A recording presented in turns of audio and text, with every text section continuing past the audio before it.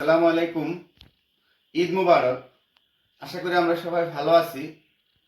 আমি মোহাম্মদ রুকনউদ্দিন, সিনিয়র প্রভাষক, পদার্থবিজ্ঞান বিভাগ, দশম শ্রেণীর দশম অধ্যায় স্থির তড়িতের বিভিন্ন বোর্ডের গুরুত্বপূর্ণ সৃজনশীল কোশ্চেনগুলো নিয়ে আলোচনা করতে গিয়ে ফার্স্টেই দেখো দুইটা গুরুত্বপূর্ণ সৃজনশীল কোশ্চেন দুইটা বোর্ডে আসছে আমাদের। ফার্স্ট একটা হলো চট্টগ্রাম বোর্ড 2019-এ, আর একটা আসছে কত বরিশাল বোর্ড 2019-এ। এই দুইটা কোশ্চেন আমরা সলভ করব। ফার্স্ট আমরা সলভ করব চট্টগ্রাম বোর্ড 2019। দেখো লিখে আছে এ এবং বি দুইটা চার্জিত গোলক দেওয়া আছে।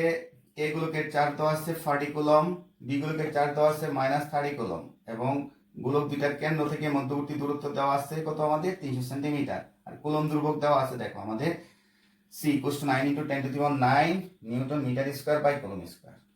ঠিক আছে, এখন আমরা কোশ্চেনটা সলভ করি। প্রথম আমাদের যে জ্ঞানমূলক কোশ্চেন আছে সেটা হলো তড়িৎ বিভব কি। উত্তর: তড়িৎ বিভব হচ্ছে অসীম থেকে +1 কুলম চার্জকে তড়িৎ ক্ষেত্রের কোনো বিন্দুতে আনতে আমাদের যে পরিমাণ কাজ করতে হবে সেটা হলো আমাদের তড়িৎ বিভব। ঠিক আছে, সেকেন্ড কোশ্চেন, অনুধাবনের কোশ্চেন, যেটা আমাদের দেওয়া আছে খতে। অভ্যন্তরীণ রোধের মান বাড়ালে প্রবাহ, দ্যাট মিন্স তড়িৎ প্রবাহ কমে যায় কেন? ঠিক আছে, এই কোশ্চেনের উত্তরটা দেওয়ার আগে আমি বোর্ডটা কিন্তু মুছে দেব, না মুছে দিলে আমি কিছু লিখতে পারবো না তোমাদের জন্য। ঠিক আছে, আমি কিন্তু মুছে দিচ্ছি, তোমরা খেয়াল করো। আমি অনুধাবনের কোশ্চেনের আনসার লিখব। আনসারটা হলো আমাদের যে আভ্যন্তরীণ রোধের মান বৃদ্ধি করলে তড়িৎ প্রবাহ আমাদের কমে যায় কেন? উত্তর: আমরা জানি তড়িৎ প্রবাহ I = E/R + r।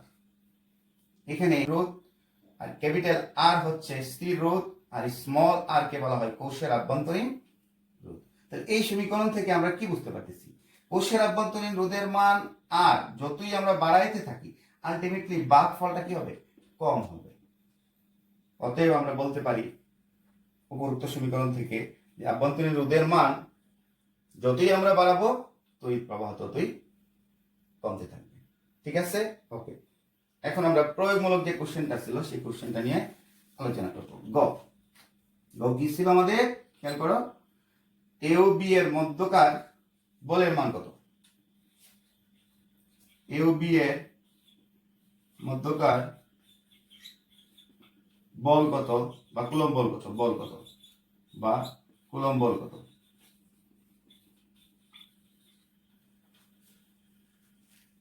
ঠিক আছে, আমি কিন্তু কোশ্চেনটা মুছে দিচ্ছি, লিখে নাও তোমরা। এ ও বি গোলকের মধ্যকার কুলম্ব বল যদি F হয়, F = আমরা লিখতে পারি CQ1 Q2/d²। আর যদি গুণ করি আমরা লিখতে পারবো, আমরা লিখি এখানে CQ1 Q2 কত? F/d²। তাহলে আমরা কিসের মান বের করবো? এখানে বল F এর মান।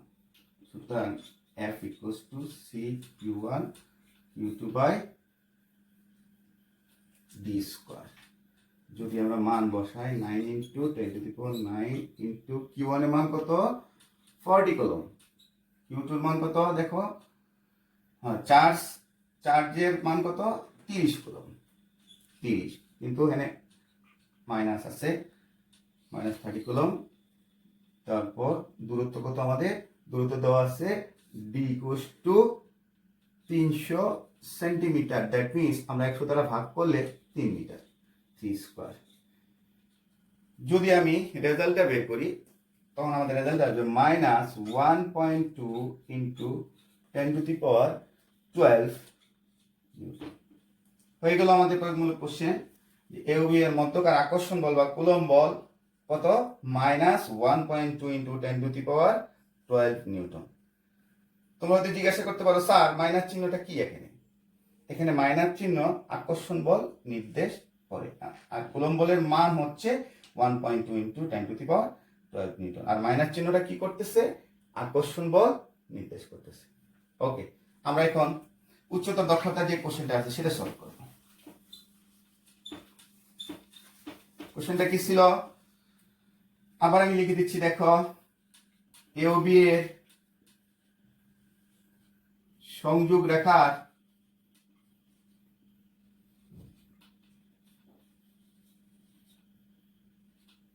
কোথায় প্রাবল্য সমান হবে, ব্যাখ্যা করো।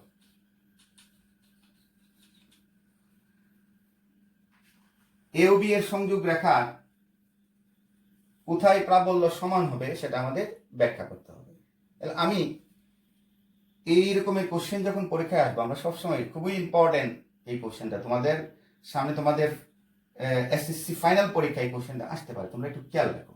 যখন দুইটা চার্জের মধ্যে একটা পজিটিভ চার্জ এবং আরেকটা নেগেটিভ চার্জ দেওয়া থাকবে, তখন আমরা করব কি, এই চার্জ দুইটার মধ্যে যেই চার্জের মান সবচেয়ে কম, দ্যাট মিনস 30 কুলম, সেই চার্জের বাইরে প্রাবল্য সমান হবে। আমি আমার কথাটা বুঝতে পারছো তো? আমরা সবসময় করব কি, যে দুইটা চার্জ দেওয়া থাকবে এই দুইটা চার্জের মধ্যে খুঁজে নিব ছোট চার্জটা কোন দিকে আছে, যেদিকে আছে তার বাইরে প্রাবল্যের মান সমান হবে। কেন সমান হবে? যে ওই বিন্দুতে প্রাবল্যের মান সমান এবং বিপরীতমুখী হয়, লব্ধি প্রাবল্যের মান 0 হয়, আর সেই জন্য সবচেয়ে ছোট চার্জের বাইরে প্রাবল্যের মান আমরা সমান হবে। উত্তর আমরা মুছে দিই, এই জায়গাটা মুছে দিই।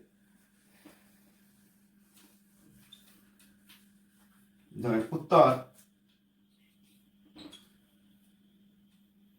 তাহলে আমরা ধরি ছোট চার্জ 30 কুলম থেকে, চার্জের পরিমাণ 30 কুলম থেকে 1 মিটার দূরে পিতে প্রাবল্য 0 হবে। উত্তর, ধরি এ ও বি এর সংযোগ রেখার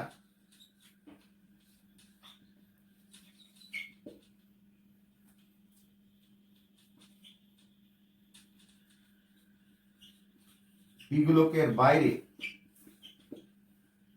1 মিটার দূরে প্রাবল্য সমান হবে বা 0 হবে বলতে পারি, কোনো অসুবিধা নাই। লিখে নাও, আমি কিন্তু মুছে দিব, ঠিক আছে? ওকে, মুছে দিচ্ছি। চিত্র দেখো আমি দিয়ে দিছি, বিগুলোকের বাইরে পিতে 1 মিটার দূরে প্রাবল্য সমান হবে বা 0 হবে।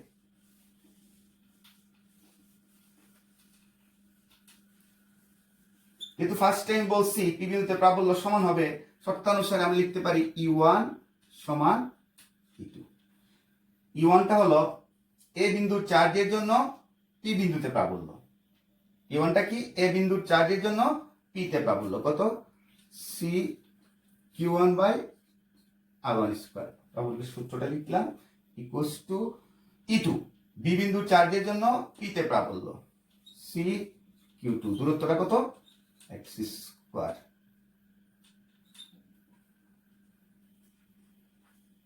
ঠিক আছে? এখন দেখো, বা সি চার্জের মান কত? 40 কুলম। দূরত্ব কত আমাদের? এ থেকে পি, এটা হলো 3 centimetre, 3 metre, sorry 300 centimetre, that means 3 metre plus x, 3 plus x square equals to C Q2 চার্জের মান কত?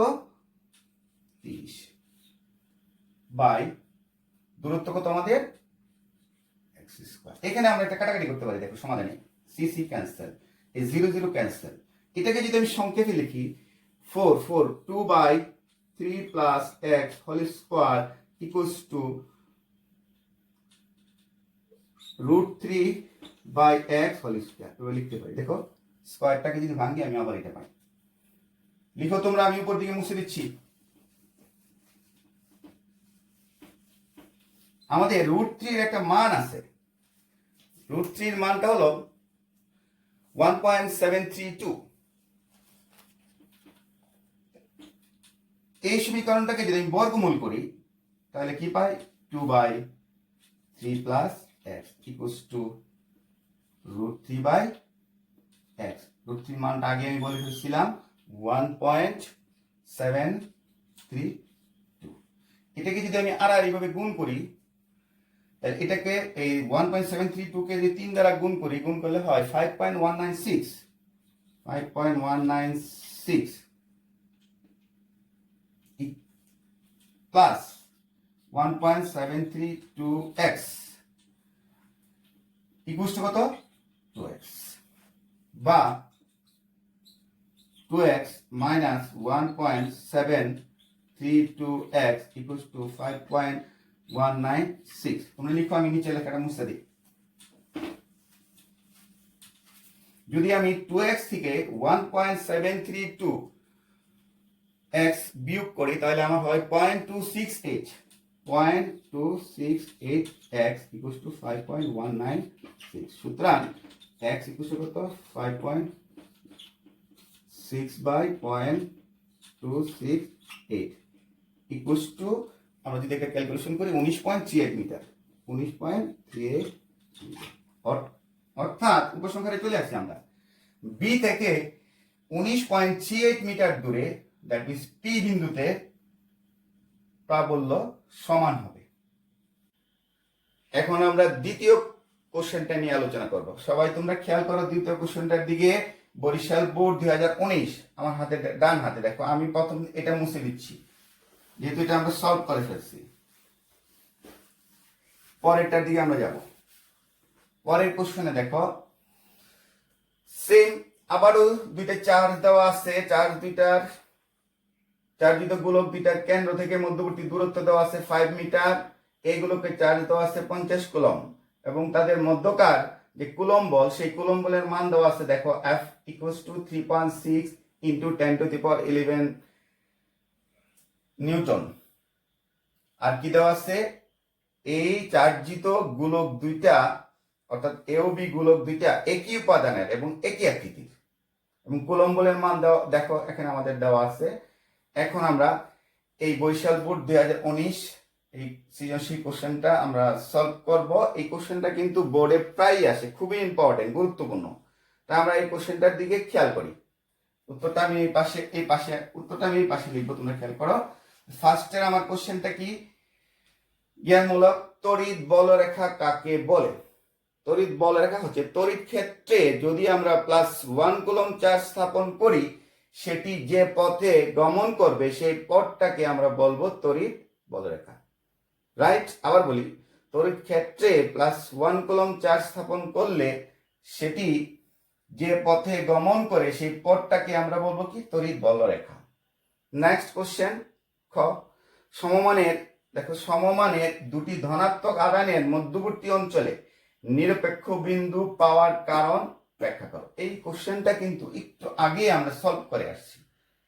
সমমানের দুটি ধনাত্মক আধানের মধ্যবর্তী অঞ্চলে নিরপেক্ষ বিন্দু পাওয়ার কারণ হলো ওই বিন্দুতে দুইটা প্রাবল্যের মান সমান হয় এবং তাদের দিক হয় কি বিপরীত, ফলে লব্ধি প্রাবল্য কি হয় 0 হয়।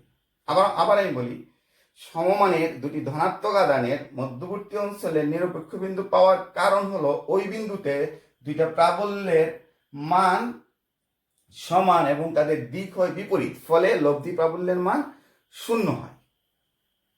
ঠিক আছে, এখন আমরা আসি প্রয়োগমূলক কোশ্চেন। দেখো গ, এ আধানের সাপেক্ষে বি আধানের তড়িৎ তীব্রতা কত হবে? এ আধানের সাপেক্ষে বি আধানের তড়িৎ তীব্রতা, উত্তর equals to CQ1 by R square। তাহলে C কত 9 into 10⁹ দেওয়াই আছে আমাদের, দেখো। আর Q1 মানে কি, আধানের চার্জ কত 50 কুলম্ব, আর দূরত্ব কত দেওয়া আছে দেখো আমাদের 5 মিটার, 5 স্কয়ার। এটাকে যদি আমরা ক্যালকুলেশন করি তাহলে আমরা পাবো 1.8 into 10⁻10 নিউটন পার কুলম্ব। তোমরা লিখে ফেলো, আমি কিন্তু মুছে দিব। সবাই লিখে ফেলো। তাহলে আমরা কি পাইলাম যে এ আধানের সাপেক্ষে বি আধানের তড়িৎ তীব্রতা E equals to 1.8 into 10 to the power 10 Newton per coulomb. এখন আমরা লাস্ট উচ্চতর দক্ষতার কোশ্চেনটা নিয়ে আলোচনা করব। খুবই গুরুত্বপূর্ণ কোশ্চেন, প্রায় পরীক্ষায় আসে, তোমরা খেয়াল করো। কোশ্চেনটা কি দেখো, এওবি কে পরিবাহী তার দিয়ে যুক্ত করলে ইলেকট্রন কোন দিকে প্রবাহিত হবে? আমরা জানি তড়িৎ উচ্চ বিভব থেকে নিম্ন বিভবের দিকে ধাবিত হয় এবং ইলেকট্রন নিম্ন বিভব থেকে উচ্চ বিভবের দিকে ধাবিত হয়। এই কথাটা তোমরা নোট করে নাও। আবার আমি বলি, আমরা জানি তড়িৎ উচ্চ বিভব থেকে নিম্ন বিভবের দিকে ধাবিত হয় এবং ইলেকট্রন নিম্ন বিভব থেকে উচ্চ বিভবের দিকে ধাবিত হয়। এখন আমরা এর উত্তরটা সলভ করব যে এওবি কে পরিবাহী তার দ্বারা যুক্ত করলে ইলেকট্রন কোন দিকে যায়। তার জন্য আমাকে জানতে হবে এর বিভব, জানতে হবে বি এর বিভব, তারপরে আমরা বলতে পারবো যে ইলেকট্রন কোন দিকে প্রবাহিত। এর জন্য ফার্স্টে আমাকে বের করতে হবে, দেখো এইগুলোকে চার্জ 50 কুলম্ব দেওয়া আছে, আমরা এখন বি গুলোকে চার্জ বের করব। উত্তর, বি গুলোকে চার্জ ধরি Q2। তাহলে আমরা জানি কি coulomb ball F equals to C Q1 Q2 by D square, বা C Q1 Q2 equals to কত F D square। সুতরাং Q2 equals to কত F D square by C Q1। F কত আমাদের দেখো দেওয়া আছে 3.6 into 10 to the power 11, D দেওয়া আছে কত 5 square divided by C। Coulomb বল দেখো, কুলম্ব বল আমাদের দেওয়া আছে 9 into 10 to the power 9 into Q1, Q1 কত আমাদের 50 কুলম্ব। এটাকে যদি আমি ক্যালকুলেশন করি আমরা পাবো 20 কুলম্ব, রাইট? দেখো তাহলে এইগুলোকে চার্জ দেওয়া ছিল +50 কুলম্ব, আর বি গুলোকে চার্জ আমরা বের করে ফেলছি কত +20 কুলম্ব। এখন কিন্তু আমরা একটা উপসংহারে চলে আসতে পারি। কি উপসংহারে? দেখো উদ্দীপকের একটা কন্ডিশন দেওয়া আছে যে এ ও বি গোলক দুইটা একই আকৃতির এবং একই উপাদানের তৈরি। যেহেতু একই উপাদানের তৈরি এবং একই আকৃতি, তাই ওই গোলকের ব্যাসার্ধ সেম। তাই আমরা বলতে পারি যে যেহেতু গোলক দুইটি একই উপাদানের এবং একই আকৃতির, তাই যে গোলকের চার্জ বেশি সেই গোলকের বিভব বেশি। দ্যাট মিনস এই গোলকের বিভব বেশি আর বি গোলকের বিভব কম, কারণ বি গোলকের চার্জ কম। তাহলে আমরা জানি কি তড়িৎ ইলেকট্রন নিম্ন বিভব থেকে উচ্চ বিভবের দিকে, অর্থাৎ ইলেকট্রন বি থেকে এর দিকে যাইতে হবে। যেহেতু আমরা লিখবো যে যেহেতু এই গোলকের বিভব V1 গ্রেটার দেন বি গোলকের বিভব V2, তাই ইলেকট্রন নিম্ন বিভব, দ্যাট মিনস বি থেকে এর দিকে ধাবিত হবে। থ্যাংক ইউ সবাইকে, সবাই ভালো থাকি। নেক্সট ক্লাসে আবার সবার সাথে আমাদের দেখা হবে।